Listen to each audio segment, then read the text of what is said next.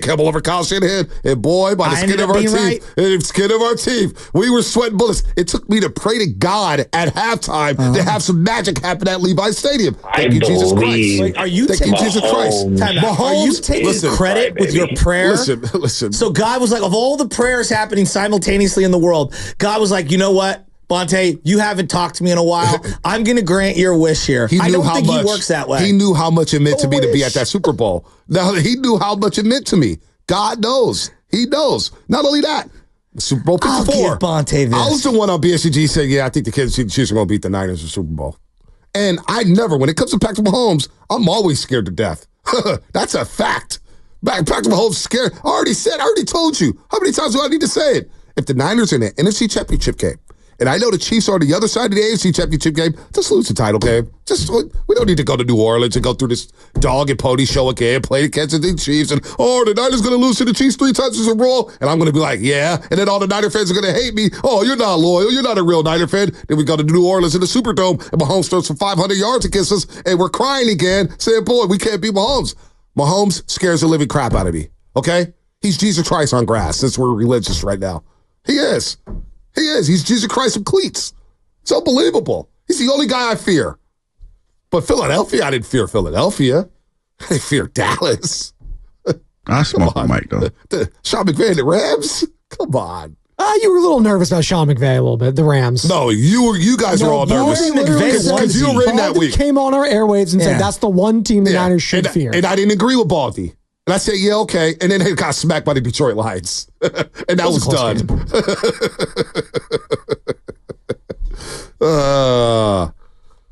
I am happy with Brock Purdy.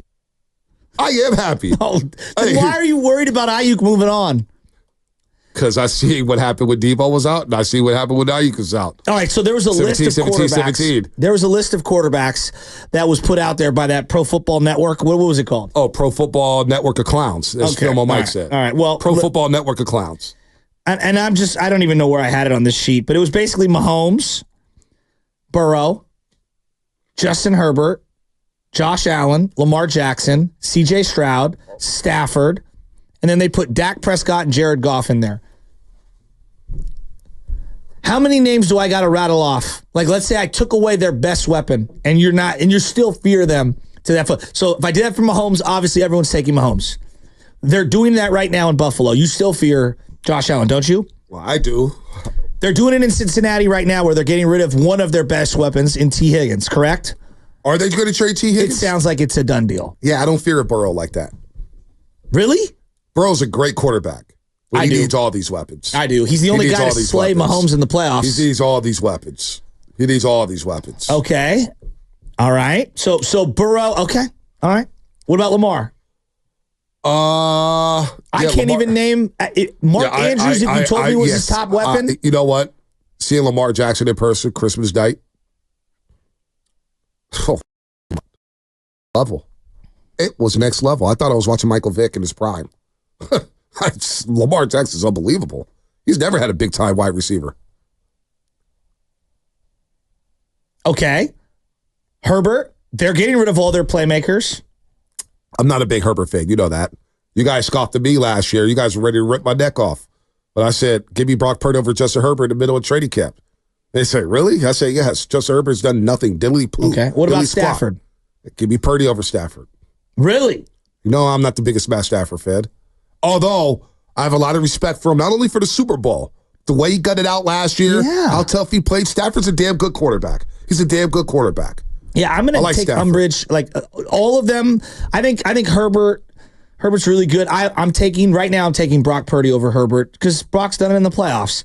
And then I look at Burrow. I'm going to give Burrow more credit than what you're giving him, but that's fine. Jared Goff. I'm taking Purdy over Goff. All day long. Dak Prescott. They've gotten rid of some of his weapons, whether it's Zeke, Amari Cooper. He's had actually statistically unbelievable seasons, and no one trusts him. Nobody. I wouldn't. At all, right? I wouldn't. I trust Brock Purdy.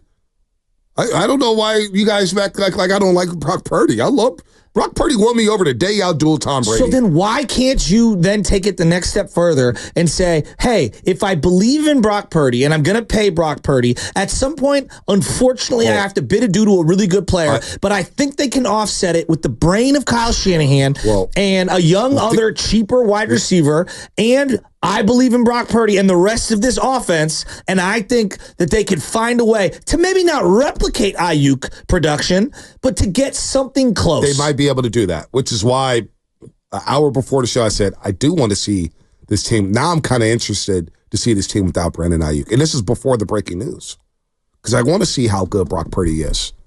I want to see, is this guy really the guy we want to pay over? Whatever the cost is, what's the highest paid quarterback right now? Is it 60? Is it 55? Well, Dax wants 60 to 70 right now. Who's number one right now? Because Goff just got the big fat extension. I got it right here. Trevor Lawrence just got the big fat extension. And it's going to reset left and right. And Brock Purdy had a better season than a lot of these guys. He did. He really did. So right now, Deshaun with the 230, that's the highest guarantee. Right. The highest average AAV is Joe Burrow, $55 million. So we're talking about $50 to $55 million a year for Brock Purdy. A lot of those guys, you take their weapons away, they can't elevate their team, and they're just mediocre teams. You know what I'm saying? You get where I'm going? So you need all the playmakers you can get, unless your name is Patrick Mahomes, who has Andy Reid, who has Travis Kelce. I don't know if George Kittle's going to be here next year. I don't know if Debo's going to be here next year. But I know Brandon Aiyuk is young and is entering his prime. Do we really want to trade him before his prime years? I think this guy could be John Taylor 2.0. I think he's that damn good, Brandon Aiyuk. And he has a great rapport with Brock Purdy. They've got chemistry together. Do you think Debo will ever replicate his 2021 season? I don't. Okay. Do you think that Brandon Aiyuk will ever replicate last season? I think he can. Really? Absolutely. Yeah, absolutely. I think that's going to be really hard. Absolutely. I think that's going to be really, really, really hard. Oh, what's going on? Why do you believe that? Yards per catch, I mean, he was as prolific as it gets, and that's because of how deep they were as a team. The 49ers may have to throw the ball more next season. Yeah, but then your numbers would come down because you're going with shorter routes. But they're going to have to throw the ball more next year at times if they do compromise Christian McCaffrey. Say Christian McCaffrey can't beat us at all. By the way, Spinoni is here putting the Zoom because our YouTube crashed again. Down. Another nooner? They're hating on the kids, man. Why can't they let us thrive on YouTube, man? Let us cook with the numbers. I mean, don't you find it interesting that like Josh Allen with a defensive-minded coach is saying, "Nah, get out of here, Stephon Diggs, who's clearly their best other playmaker besides Josh Allen." And yet we're over here biting our nails about Shanahan and Purdy finding another guy when they still already have Debo. It's not about just finding another guy. It's just it's the timing of everything. Buffalo did what they had to do before the draft. And then they drafted Keon Coleman out of Florida State. Mm-hmm. The Niners drafted Ricky Pearsall, but still kept Brandon Aiyuk. And now we're going to trade Brandon Aiyuk and have an unproven rookie alongside Debo, who we know is not a true number one wide receiver. That's not his thing. He's a playmaker. I mean, but they lost both receivers. They may struggle because of that, too. And they may have a down year. I can't wait to see how Buffalo. Win the division. Buffalo? Yes. If Aaron Rodgers is healthy, I'm taking the Jets. Yeah, I'm not. And then I'm taking the Dolphins. I'm not touching them either. I'll take the Dolphins and Jets over Buffalo. I want to see how, but the Buffalo do have James Cook. They have a good tight end. We'll see how Buffalo looks. Let's see how it plays out. But I'm just not a fan of giving up playmakers here. Yeah, but you do acknowledge that at some point you're going to have to anyway. So why not wait till next year? This is why I was saying all off season. I'm saying to Brandon Aiyuk. Wait till next year. No. But I was saying you could have got the deal done now, give them the guaranteed money, backload some of the money, and construct the contract in a way to where, okay, it's not going to hurt us long term. And then move off of Debo $30 million over the cap for next year without even signing all these guys. I know. So you're going to lose a lot of guys. There's no backloading it. So you know what? Aiyuk wants his money and his cake and eat it too. Guess what? You can't have both. It's going to be bad then. It's going to be bad then if you go all in on this quarterback. I don't think so. I think they could still figure this out. I mean, like I've seen them move the ball with lesser weapons. You can't lose Diamador Lenore and Tarvarius Ward in the same year. You can't lose Talanoa Hufanga, right? I mean, they went with an all-youth secondary 2 years ago. And they went all the way to the yeah, but this is different. Yeah, that's different. You still had Jimmy Ward back there as a veteran. You know what I'm saying? You still had Tashawn Gibson as a veteran. Tarvarius Ward was still solid. You know what I mean? Like, I don't know, man. I don't know about this. And he still had Richard Sherman when he went to the Super Bowl 54. You know what I'm saying? I'm talking about veterans. 2021 when they went to the NFC Championship game with all the young guys in the secondary. I think they're going to be fine. Well, that young secondary ended up getting thrashed in the fourth quarter. They held the Rams to 21 points. But you got thrashed, dude. An old-time combination of Cooper Kupp and Stafford. Odell Beckham Jr. was having a game. I don't know. I'm looking at where the Niners are at and where they can spend their money and just. Why not spend it on Aiyuk? Why not make him the number one priority? They don't have the money. You have the money to give him the money. Obviously, they're negotiating. They're willing to give him $26 million a year. Obviously, they got the money somewhere. He wants, from the way Jason Dumas made it out, is he wants everything, and I don't think he cares about winning. And that now is like red flag territory. It's like, really, dude? Like, can you look around the league? Like, do you really have to have every nickel? Does winning factor in at all for you? So here's TJ Houshmandzadeh with Willard Dibs. What did they really offer Brandon Aiyuk?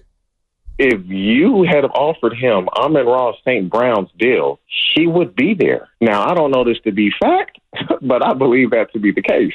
And then later on, TJ Houshmandzadeh called off working out with TJ Houshmandzadeh because he thought he was about to get a deal done.